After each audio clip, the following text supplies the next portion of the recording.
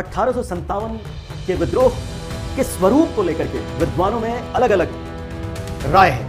अंग्रेज इतिहासकार, देखिए, अंग्रेज इतिहासकार इसे केवल सिपाही म्यूटनी, सिपाही विद्रोह, हिंदू और मुसलमानों का षड्यंत्र और सामंतवादी प्रतिक्रिया कह के खारिज कर देते हैं। वहीं भारतीय विद्वान जैसे अशोक मेहता अपनी पुस्तक द ग्रेट रिबेलियन में इसे एक राष्ट्रीय स्वतंत्रता संग्राम कहते हैं। V D Savarkar the Indian war of independence में इसे प्रथम स्वतंत्रता संग्राम कहते हैं।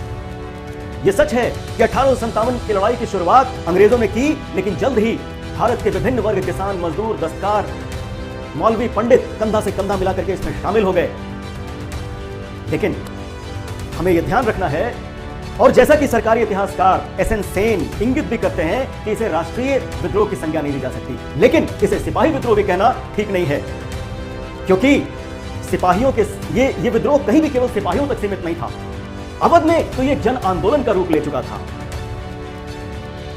लेकिन एक बात हमें ध्यान रखना होगा कि विद्रोहियों के मन में राष्ट्रीय भावना अथवा व्यक्तिगत स्वतंत्रता की चेतना का अभाव था।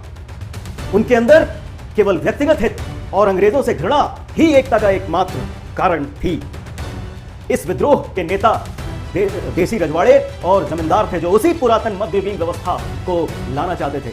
विद्रोहियों ने किसी नई व्यवस्था का स्वप्न भी नहीं रचा था।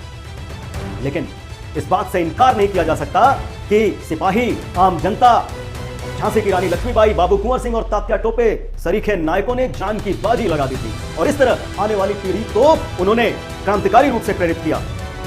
यह विद्रोह 1857 का यह विद्रोह विफल जरूर हुआ, लेकिन अंग्रेजों के विरुद्ध एक शानदार क्रांतिकारी विरासत, हिंदू और मुसलमान की एकता की मिसाल कायम करके और आगामी समय में राष्ट्रवाद के उद्भव की नींव रख करके ही यह समाप्त हुआ।